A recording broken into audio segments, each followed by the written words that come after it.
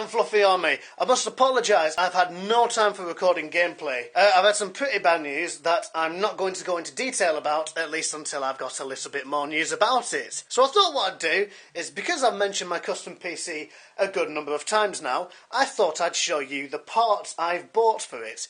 The only thing I've not got so far is my mouse, my network adapter, and my copy of Windows. Those are the only things that haven't arrived yet, so I can't show you those. I can't remember what mouse it is, but it is blue, also it clicks, which is quite important for mice, I hear.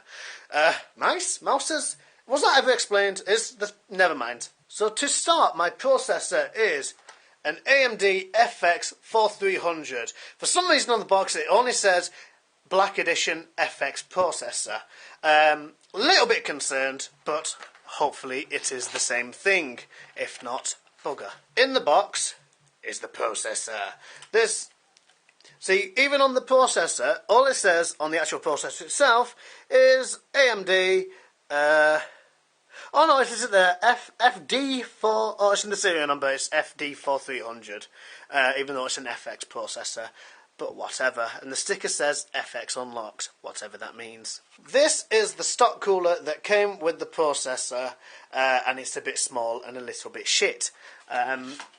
It will most definitely not cool what I've got planned for it. Just to sort of give it the skill, that's the cooler, there's the processor. Yes, it's not going to do jack shit. To cool the processor down, I will be using a Cooler Master Hyper TX3 Evo. Which is a little bit bigger than the stock cooler, just a tiny bit. In fact, just for comparison, here's the processor box with the stock cooler in. It's drastically quite different. This is the actual cooler itself. As you can see, the packaging does take up a general portion of it, but still, in fact, let's rescale. Yeah, I think you can get the point. I hope you can, otherwise you have no concept of scale. To accompany this, I'll be using Arctic MX4. This is a thermal compound. The reason I got this is because I got a very small tube with the aftermarket cooler, but I was told this stuff is infinitely better. It was only about £2, and frankly, I thought it was worth the extra money.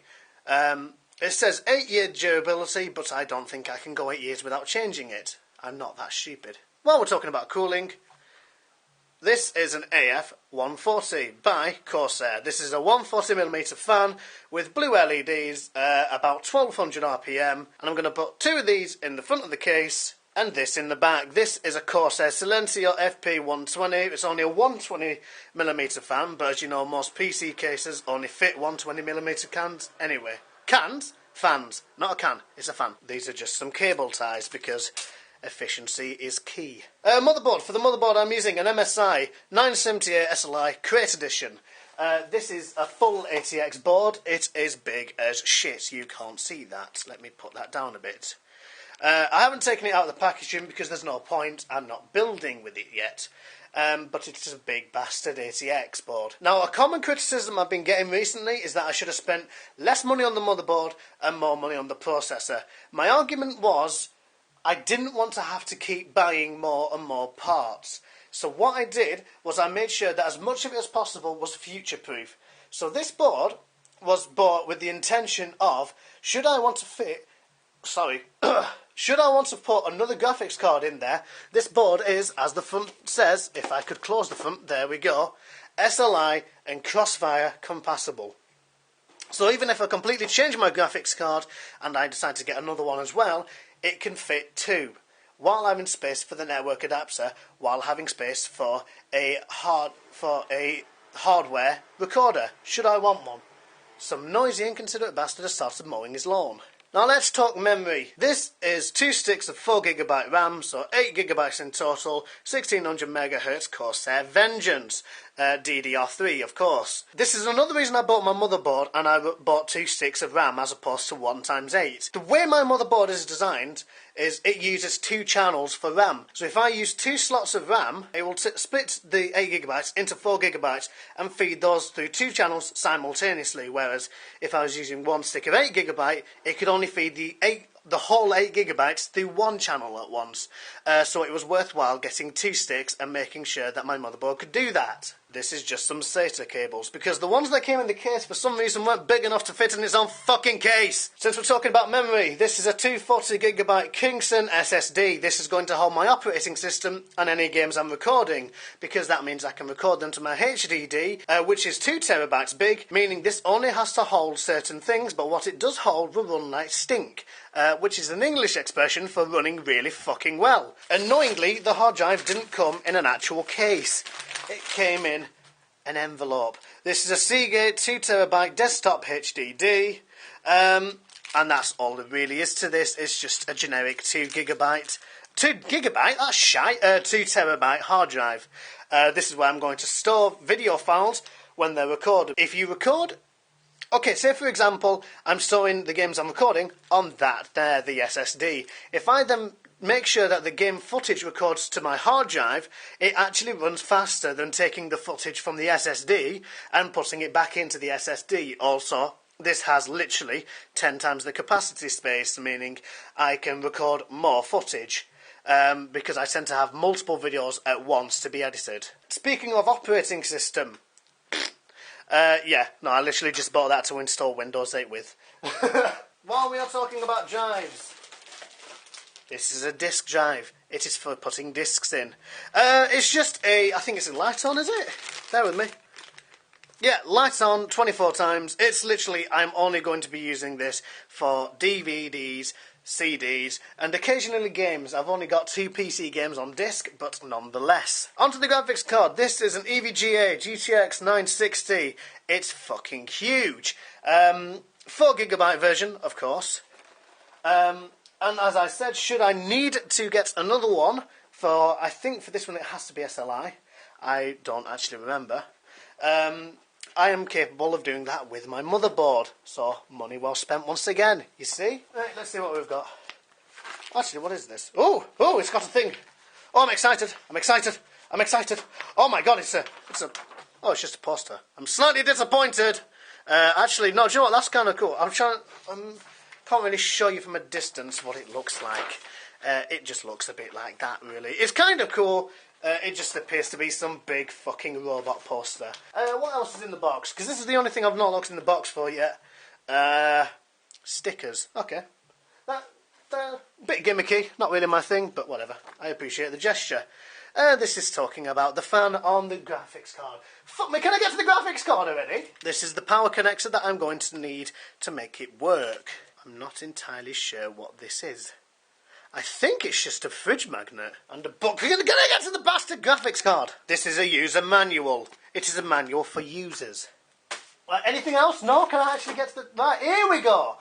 There it is in all its glory. That is the EVGA GTX 960. At last. This is the power supply. This is an M12 Evo Edition Bronze. Which... The main reason I got that power supply was because I was assured that A, it would be powerful enough, and it should be at 620 watts, to power everything in the board and the computer, and it also will be able to power my graphics card, which requires an 8-pin connection. User's manual, how things work with GPU, another sticker. They're very keen on stickers these days. What's in the bag? Mostly cables. Here is the power supply itself. I can't get it out. Here is the power supply. It's big, it's black, don't turn your back. That was a dodgy joke. And this is my keyboard. This is a Sharkoon Skiller keyboard, which is supposed to be quite good. It was cheap enough. Keyboard and mouse I'm not arsed about because I'm not a very good gamer, as you may or may not have guessed, so my mouse and keyboard don't make any difference. And that's my case. It's comedic for me, having never seen a full ATX case before, until this came, and I wasn't quite prepared for how big it is. It's a very big case. This is a Thermaltake H350 Versa. Microphone, headphone slot, reset button, power button, and 2 USB 3 slots. In the front we've got space for 2 5.25 bays, and one of these is going to be a DVD port, the other one I'm just going to keep there because I have nothing useful to put in it.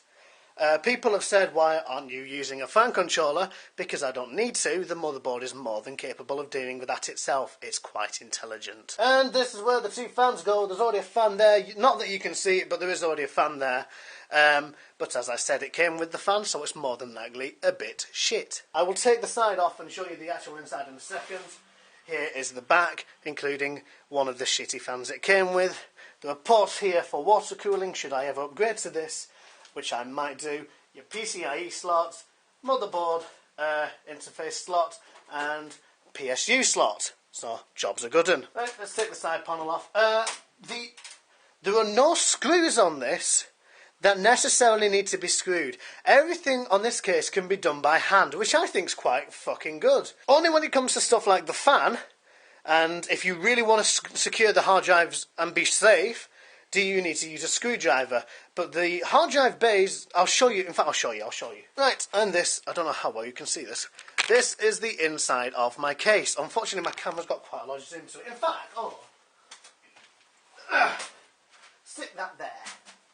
Trying to make sure it doesn't fall over, and now I can't see what the camera can fucking see. Right, as you can more than likely see, that's what the inside looks like. These here are hard drive bays, so you don't necessarily need to screw them in because these clip into place. You can, because there are slots on the side, and I more than likely will do for safety's sake, because this is a lot of money to spend should I accidentally well, I don't know, just in case something bad happens, okay? Same again up here, we've got slots that will hold the 5.25 drive bays in place. You can take these clips off and use actual screws if you want though, and again, I'm more than likely going to do that. Actually, I'll tell you what, I do like the fact that these are all thumb screws, but this bottom one here always feels like fucking Iron Man's done it up. The reason I'm showing you this is because this is an SSD drive. This is a 2.5 inch drive bay, specifically like mine. Lots of place for water cooling, lots of space for cable management. If you don't want to use this bay, you can just use the thumb screws and take it off. In fact, there's actually 2 hard drive bays. So if you want to keep expanding and getting more and more hard drives, you can do that quite easily. To go along with my BBGM, which in case you've already forgotten, is a big bastard game muncher, is a BBM, a big bastard monitor. This is awkward. This is awkward. This is awkward. This is awkward. This is awkward. Oh fuck it, I don't care anymore. There we go. It might open now. Right, that took long enough. Here's some more cables. It is an AOC 23.5 inch. This is it. It's a little bit big, as you can see. Considerably easier than taking it out of the box, of course. And my bed's now covered in polystyrene. Fan-fucking-tastic. Oh, fuck. Right, now you may also know that I've got this computer for audio reasons as much as gaming reasons. So along with that, I've bought some gear from Anderton's, which is my local music retailer. So let's start with the microphone. This is a SE Electronics Magneto condenser microphone. I've been told this is good for both guitars and vocals, and I'm likely to use this in videos as well. Recording guitars not as much of an issue as I've got an interface I will show you. In here is a Scarlett Solo Focusrite, which comes with a version of Ableton Live Lite. This is literally just an interface, so I can record microphone and guitar, and basically monitor sound. Which will probably be handy for while I'm recording, thinking about it. With this came Stag headphones. I've got a perfectly good pair of monitoring headphones, but I appreciate the headphones all the same. Now, microphones aren't very good by themselves, so I bought an isolation pack. It's basically a pop filter to stop it sounding like shit. And I'm probably going to buy some acoustic foam at some point for my room. It also came with an XLR cable to plug the microphone in. Because if a guitarist hasn't got a guitar cable, he's not a real guitarist. And this is just some plugins that came with it, which I'm not going to show you, because then you'll steal my chords. Big fucking stag microphone stand. You know what a microphone stand looks like. Oh, I know what I forgot to show you. I bought a Logitech C525 HD webcam. The audio isn't fantastic, but that's not a problem because I've got a microphone. The frame rate is quite good. That's why I bought it. And that's it as far as oh, no, one more thing. One more thing. Mouse mat for a mouse that hasn't arrived. So, final overview. This is my PC and my setup. And hopefully it should literally just be a matter of days until I can actually build it.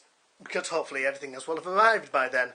Thank you very much for watching. And as always, my friends, stay unfluffy.